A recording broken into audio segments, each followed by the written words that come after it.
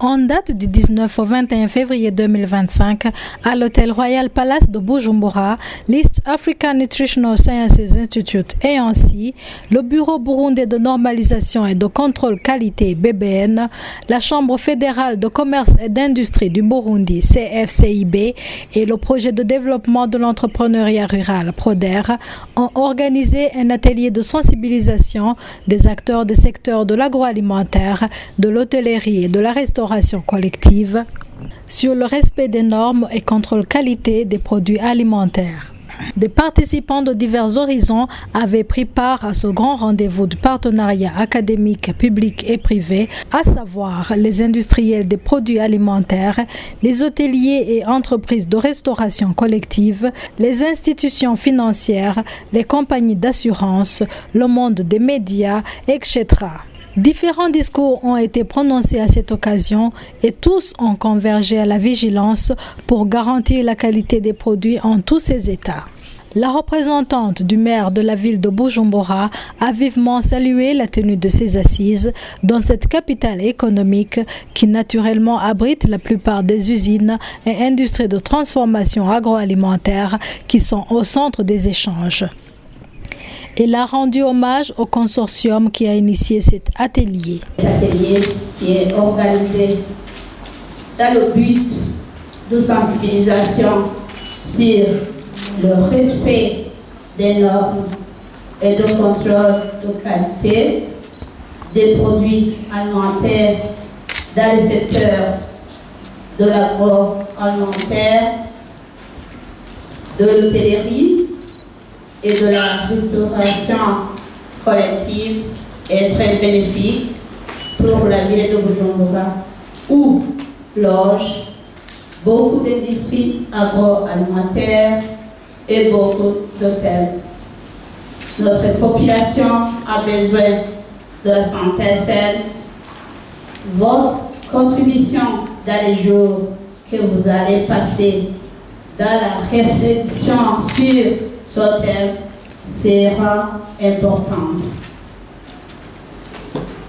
Pour ce, nous remercions vivement toutes les personnes qui ont contribué pour organiser cet atelier dans notre ville de Bujumbura, car il était possible de planifier dans une autre province.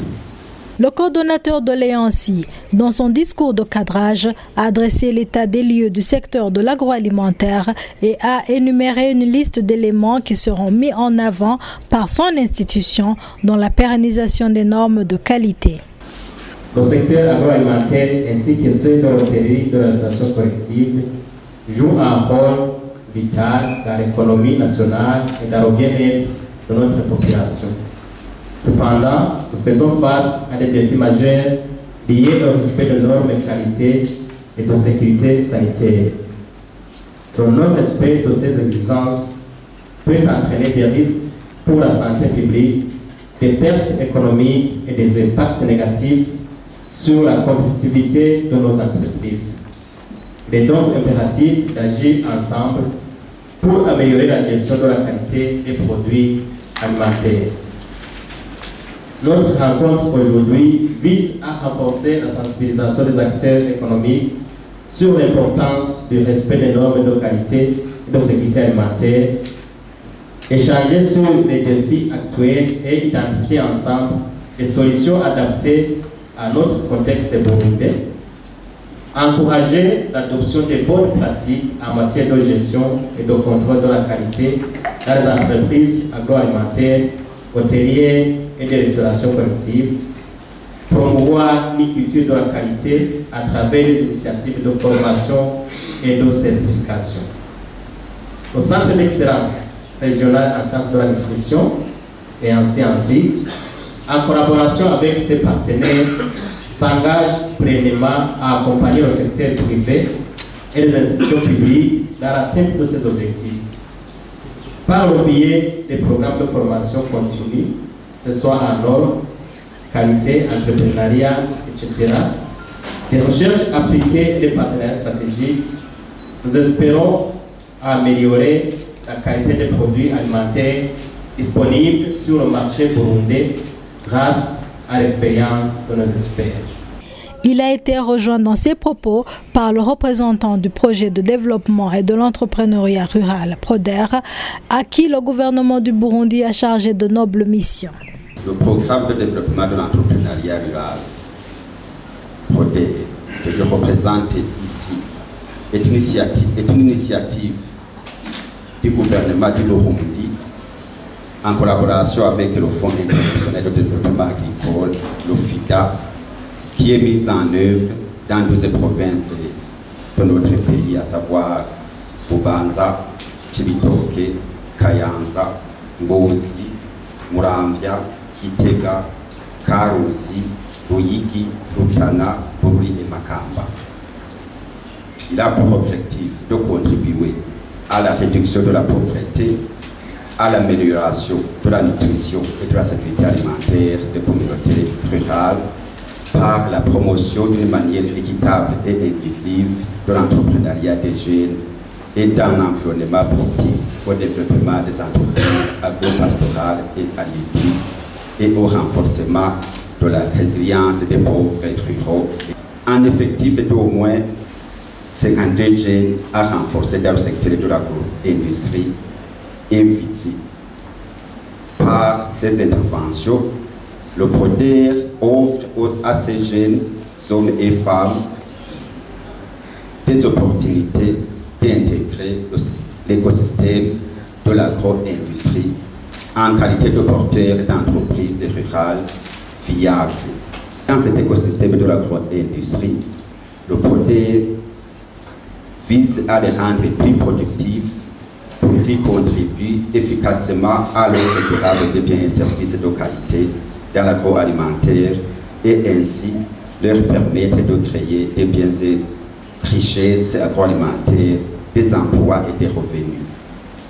Le directeur général du Bureau burundais de normalisation et contrôle qualité BBN a salué les efforts du gouvernement du Burundi qui a mis à sa disposition de nouveaux équipements et de nouvelles ressources humaines. Il a révélé une panoplie d'actions qui seront menées à court terme. Dans l'optique d'atteindre la vision du Burundi pays émergent en 2040 et pays développé en 2060, le BBN, en collaboration avec toutes les parties prenantes, tant publiques que privées, entreprend à réaliser des activités suivantes. D'abord, nul ne peut ignorer que l'efficacité, l'efficience et le projet économique dans tous les domaines de la sphère reposent sur l'application effective des normes. C'est pourquoi nous demandons au gouvernement de doter au BBN les moyens matériels, humains et financiers pour répondre aux attentes des clients internes et externes, tous confondus. Ensuite, les défis ne manquent pas. C'est pour cela que les politiques et les stratégies de modernisation et opérationnalisation du BBN ont été développées, puis une liste des solutions a été proposée à l'autorité. Seuls les moyens pour les mises en œuvre manquent. Enfin, pour relever ces défis, le BBN s'engage à, premièrement, en collaboration avec les ministères concernés, nommer les points focaux dans tous les ministères, départements et agences concernées, mais encore intéressés par la normalisation et disciplines connexes. Deuxièmement, renforcer les comités techniques déjà en place et mettre en place ce non encore opérationnel. Et troisièmement, inviter les entreprises privées ou publiques à préparer et envoyer les besoins en normes nouvelles. Quatrièmement, inciter les entreprises publiques et privées à mettre en place les cahiers de charges détaillés de chaque produit pour s'assurer de sa traçabilité. Cinquièmement, s'assurer de la protection des citoyens en veillant à ce que tous les utilisateurs des normes respectent les prescriptions normatives. Et sixièmement, s'assurer d'une sensibilisation continue des acteurs des trois secteurs cités afin d'assurer leur appropriation des normes et leur respect. Septièmement, s'assurer du renforcement des capacités techniques et des parties prenantes clés dans la normalisation et disciplines connexes pour la pérennisation des activités de normalisation. Ultimement, mettre en place un mécanisme d'information et de communication des normes disponibles. Et neuvièmement et enfin, engager les parties prenantes à participer activement dans les travaux de normalisation en les inscrivant dans les comités techniques. Le secrétaire permanent du ministère de l'Éducation nationale et de la recherche scientifique a, dans son allocution d'ouverture des activités, rappelé la devise du président qu'il voit se concrétiser par la synergie des organisateurs. Il n'a pas manqué de mentionner certaines réalisations à l'actif de l'EANSI, l'initiateur de cet atelier. Ce moment est une occasion précieuse de partager avec les initiatives en cours pour renforcer la qualité des produits alimentaires et promouvoir l'excellence en matière de nutrition, d'hôtellerie et de restauration collective au Burundi. Selon la devise de son Excellence, le Président de la République du Burundi, Turikumwe Twese Gashoboka, le Centre d'excellence régional en sciences de nutrition, dans sa mission de service de la communauté, en collaboration avec le Bureau burundais de normalisation et contrôle de la qualité, garant des normes au Burundi, la Chambre fédérale de commerce et d'industrie du Burundi, regroupant des opérateurs économiques et privés, ainsi que le programme de développement de l'entrepreneuriat rural, dans l'objectif de promouvoir l'entrepreneuriat dans les secteurs agro-pastoraux, tout en renforçant la résilience des populations rurales les plus vulnérables,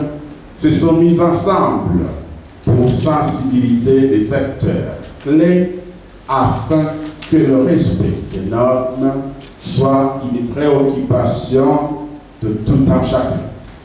Ce qui va promouvoir la qualité et la compétitivité des produits alimentaires burundais, socle du développement économique durable. Cette initiative ne saurait se concrétiser sans l'appui des différents partenaires, à savoir la Banque africaine du développement, qui par son soutien indéfectible, le Centre d'excellence régional en sciences de la nutrition a pu se doter des infrastructures et des laboratoires de pointe, et qui, grâce à cet appui, a pu également former au cours de ces 3 dernières années plus de 150 lauréats de master et 12 docteurs qui sont en train de parachever leurs études. C'est un signe éloquent d'une évolution aussi satisfaisante dans ce domaine de la nutrition. Cet atelier également va nous permettre à ce que les produits alimentaires made in Burundi soient bien accueillis sur les marchés régionaux et internationaux. Nous soulignons également l'appui d'autres partenaires de développement, entre autres le FIDA, la Banque mondiale, qui ne ménage aucun effort pour soutenir notre pays dans sa démarche pour le développement durable. Le coordonnateur de l'EANSI a, en plus de révéler les défis qui hantent la norme qualité, fait un appel pour redresser la balle qui bascule. Organiser cet atelier parce que par avant on suivait les informations, on voit qu'il y a quand même des produits qui ne respectent pas les normes et on voit des plaintes de la population sur des produits qui ne remplissent pas les normes. Et on s'est dit, pourquoi pas ne pas intervenir, surtout que nous sommes un centre d'excellence avec des spécialistes qui peuvent aider à faire respecter ces normes. Et c'est là où on a approché, surtout le BBN, on a approché le CFCIB, mais aussi on a approché le PRODER pour se mettre ensemble afin d'aider les industriels, d'aider les restaurateurs à suivre les normes, à s'adapter aux normes. Les gens qui ne respectent pas les normes, Donc, ils sont en train de perdre. Nous leur demandons donc de ne pas avoir peur. Donc, le respect des normes fait donc augmenter donc, la qualité des produits, mais aussi la valeur des produits. Donc, nous leur demandons de se conformer aux normes, d'apprendre comment se conformer aux normes pour pouvoir donc relever donc, le défi donc, de la qualité de leurs produits. Le docteur Paterne Nahimana, spécialiste en sciences des aliments, a annoncé une liste de normes que doit remplir tout aliment avant la consommation. Démontrer les prérequis qui sont constitués par les 5 M. D'abord, le millet, qu'on devrait d'abord connaître les exigences pour préparer la production des aliments, surtout au niveau de l'entreprise. Et j'ai montré les différentes normes qu'on utilise lorsqu'on est dans le milieu et comment aménager les entreprises. Deuxièmement, j'ai montré le deuxième M qui est les méthodes. J'ai voulu montrer aux participants que si on utilise une meilleure méthode, on obtient de bons résultats. Au cas contraire, on obtient donc des produits qui ne sont pas conformes aux normes. Également, j'ai montré le troisième M qui est les matières premières. J'ai voulu montrer qu'en préparant les matières premières, ça commence de la fourche. Donc, c'est-à-dire la production primaire. Au niveau de la production primaire, c'est quoi? J'ai montré au niveau, par exemple, si quelqu'un veut s'intéresser à la production végétale, il faudra d'abord comprendre ce que c'est les produits phytosanitaires et les intrants agricoles. Dans ce cas, donc, si vous transformez les produits qui dépassent le seuil des produits phytosanitaires, ça veut dire qu'on va les retrouver au niveau des produits finis. Du coup, comme vous avez dépassé le seuil, ça veut dire que le produit n'est pas conforme aux normes. J'ai montré également qu'au niveau de la production primaire, surtout au côté animal, j'ai montré que l'alimentation joue un grand rôle, surtout que si vous alimentez les animaux par des aliments constitués par exemple des hormones de croissance ou bien des éléments thérapeutiques comme les antibiotiques, on va retrouver ces éléments au niveau du produit fini, ça veut dire au niveau de l'assiette. Tout ça, ça handicape la qualité du produit fini. Alors, j'ai également montré que le quatrième M, que le personnel des entreprises joue un grand rôle, surtout au niveau de la préparation des repas. Au cas contraire, s'ils ne respectent pas les exigences liées à la propriété, ça veut dire que ce personnel peut contaminer les produits qu'on est en train de fabriquer. Du coup, alors, j'ai voulu montrer que le personnel, c'est l'origine de la contamination des produits. Au niveau du 5e M, qui est le matériel, qu'on doit utiliser les équipements qui sont inox. C'est ce qu'on recommande d'utiliser dans les industries agroalimentaires, puisque ces équipements, ce sont des équipements d'abord qui ne contaminent pas les produits, surtout au niveau de la corrosion. Ça veut dire que ces équipements ne sont pas corrosifs. Donc j'ai voulu montrer ça. Et puis j'ai même demandé si au Burundi, si on respecte ces troisièmes. Vous avez même constaté qu'il y a un problème. Encore, après avoir démontré tous les outils qu'on utilise pour la transformation de certains produits, j'ai montré les conséquences qui sont liées au non-respect de la qualité, donc au non-respect des normes. Encore, j'ai montré qu'il peut y avoir, au cas où vous ne respectez pas les normes, il peut y avoir danger sanitaire, enjeux économiques et enjeux législatifs. Par enjeu sanitaire, ça veut dire que au cas où vous consommez un produit qui n'est pas propre, il peut y avoir des intoxications alimentaires. Et puis au niveau de l'enjeu économique, il peut y avoir la faillite de l'industrie. Encore, et au niveau de la législation, au cas où vous ne respectez pas les normes, ça veut dire que le Bureau burundais de normalisation et de contrôle de qualité peut fermer ou bien peut retirer l'agrément sanitaire qu'on vous a donné. Les produits made in Burundi ont fait objet de communication et c'est un secteur qu'il faut promouvoir dans leurs aspects malgré les multiples défis. Nous avons vu pas mal de défis, notamment les défis liés au transport, à la logistique internationale.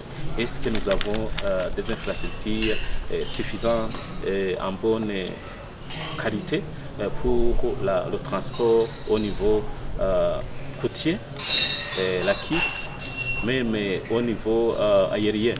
Ça aussi, nous devons faire des efforts pour pouvoir contrecarrer les défis qui se trouvent au niveau de l'infrastructure de transport.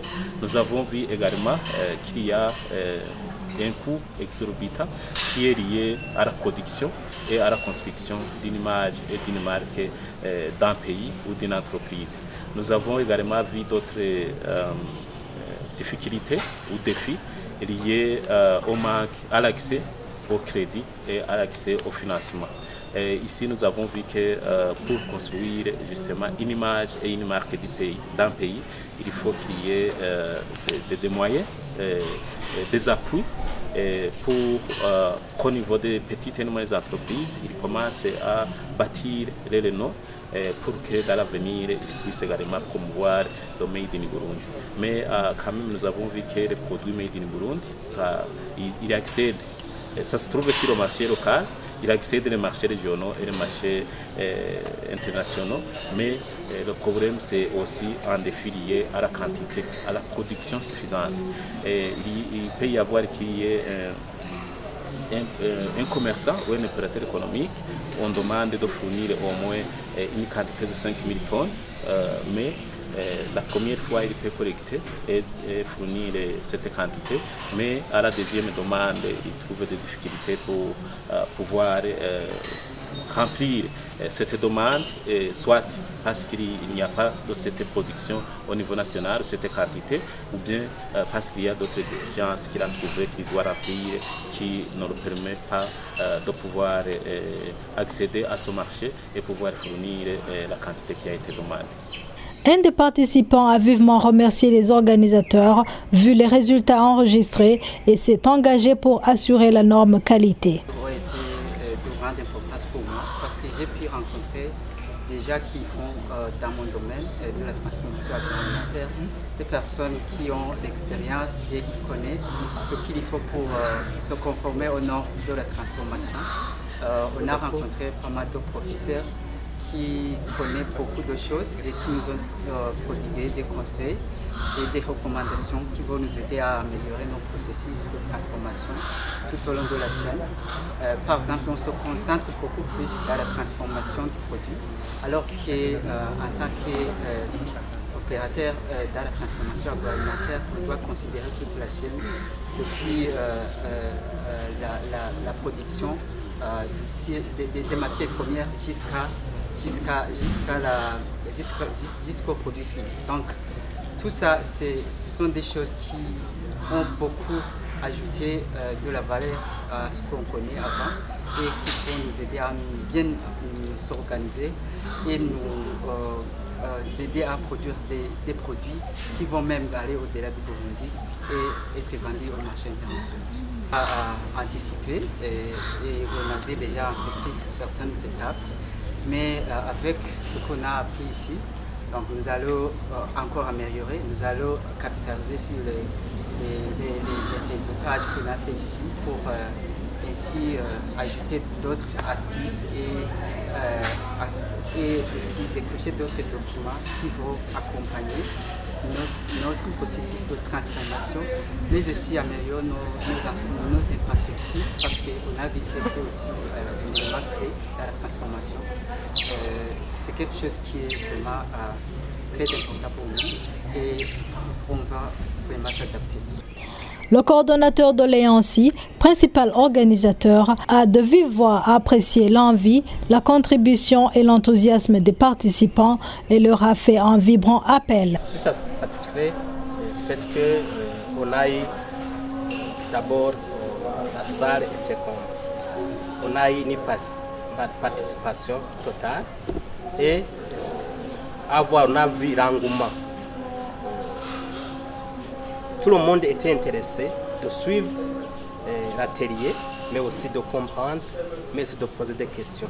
Ça, c'est pour nous, c'est une satisfaction, parce que tout le monde comprend l'enjeu, comprend l'ampleur, mais aussi tout le monde veut normaliser. Il veut vraiment pratiquer les normes comme il faut. Ce qui fait pour nous un atout majeur du fait que tout le monde est conscient et nous espérons que cet atelier sera un pas de géant pour réellement le respect des normes.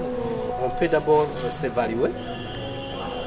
Premièrement, on a vu que tout le monde est conscient de l'ampleur de la chose. Deuxièmement, tout le monde veut quitter les anciennes méthodes pour réellement entrer dans la modernité. Troisièmement, c'est que nous tous, nous voulons travailler de commun accord, nous voulons travailler ensemble, ce qui fait que réellement, si il y a, je peux dire, il y a cette coalition, il y a cette entente, réellement on va arriver à nos attentes. Je leur demande à concrétiser ce qu'ils ont entendu. Réellement, nous voulons que tout le monde soit conscient de ce qui se passe. Nous voulons que ce qu'on a étudié, ce qu'on a vu, ce qu'on a parlé ici ne reste pas ici. Mais qu'ils aient pratiqué les issues, qu'ils aient pratiqué ce qu'ils ont entendu dans les entreprises, dans les circonscriptions. Vraiment, il faut vraiment que tout le monde soit conscient des problèmes que nous avons. Nous voulons nous développer et le développement commence par le bas, mais aussi le haut sommet. Il faut qu'il soit l'exemple, que tout le monde soit l'exemple du respect des normes. Les travaux de cet atelier ont été couronnés par la remise des certificats après la lecture des recommandations adressées envers les uns et les autres dans le but ultime de garantir les normes et la qualité. Nous avons eu à échanger sur 5 principales présentations. La première présentation portait sur l'état des lieux des normes et leur application au Burundi. La deuxième présentation a porté sur la gestion et le contrôle de la qualité dans la production alimentaire. Le troisième thème portait sur les normes de qualité dans les industries hôtelières et de restauration. Le quatrième thème était axé sur le Made in Burundi, sur le marché local, régional et international. Et le dernier thème, ça portait sur la formation continue afin d'assurer la qualité pérenne. Nous avons eu aussi le privilège de suivre une présentation que j'appellerai témoignage par un représentant de la Braroudi qui nous a brossé un peu comment ils appliquent les normes de qualité dans la chaîne de leur production, en insistant beaucoup sur les ressources ou les matières premières locales. Les recommandations ont été les suivantes sur ce thème. Il faut renforcer le partenariat BBN, CNTA, la recherche, notamment les ANSI. Il faut que ce cadre soit vraiment renforcé. Il faut aussi que les comités techniques de normalisation soient renforcés. Il faut aussi mettre en place des points focaux. Ça a été même un problème exprimé par l'OBDN, qu'il n'a pas de points focaux suffisants dans les provinces et même sur les frontières.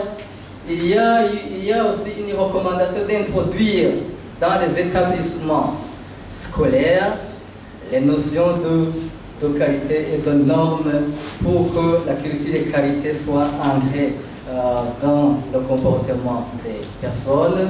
Il y a eu aussi une recommandation au gouvernement de prévoir un budget qui est dédié au renforcement des capacités des acteurs et aux sensibilisations sur les normes. Il a été recommandé aussi d'accélérer le système d'adoption des normes compte tenu des préoccupations sur le temps que prend l'adoption des normes au niveau du pays. Enfin, on a recommandé que les investisseurs consultent des spécialistes calés en la matière afin de faire une production en conformité aux normes. On a recommandé que le gouvernement mette en place des fonds de soutien aux entreprises qui doivent s'orienter dans la maîtrise de la qualité. Il y a eu aussi une recommandation à l'Alliance d'entamer et de pérenniser les formations. On a recommandé aussi que chaque entreprise mette dans sa chaîne de production un système d'autocontrôle HACCP, de prévoir un audit régulier et aussi aux producteurs qu'à côté du certificat BBN, au lieu d'aller vendre à Dubaï et retourner avec ton produit qu'on a refusé, il faut s'assurer des exigences spécifiques dans le pays où tu veux vendre. Il y a eu aussi se conformer aux normes d'agencement des locaux, le principe de mise le principe de marche en avant. Tout ça, ça a été donc des recommandations et on a enfin recommandé la collaboration entre les différents secteurs, voilà, afin que celui qui connaît plus peut informer celui qui ne connaît pas. Il a été alors recommandé aux investisseurs touristiques de consulter des experts en la matière et au gouvernement de réviser le cadre légal et administratif du tourisme au Burundi. Il a été recommandé aussi au gouvernement de mettre en place un comité national d'agrément et de classement des établissements touristiques pour superviser le respect des normes. On a recommandé aussi d'actualiser les compétences des assesseurs. Ça a été extrait de la présentation. Et il y a eu aussi des recommandations de veiller à ce que les infrastructures soient adaptées pour accueillir des personnes à mobilité limitée, mais aussi aux restaurants et hôtels d'obtenir des certifications HACCP pour garantir la sécurité sanitaire des consommateurs et s'assurer que les aliments sont le chaîne d'approvisionnement des aliments est bien maîtrisé. Il a été recommandé au gouvernement d'élaborer de collaborer avec les différents partenaires afin donc de trouver un fonds pour l'appui à l'innovation et à la recherche impliquée pour le bénéfice de ce système. Et les acteurs d'Ossalier, tout le monde a parlé des acteurs qui travaillent dans le même secteur d'Ossalier, de se mettre ensemble. L'EANSI a été aussi interpellé pour mettre en place des programmes de formation pour les producteurs locaux afin de promouvoir les bonnes pratiques, les aidant finalement à aider les producteurs à accéder au marché, à différents marchés. Et on a aussi recommandé de renforcer les inspections et le contrôle de la qualité. Mettre en place un centre de promotion des exportations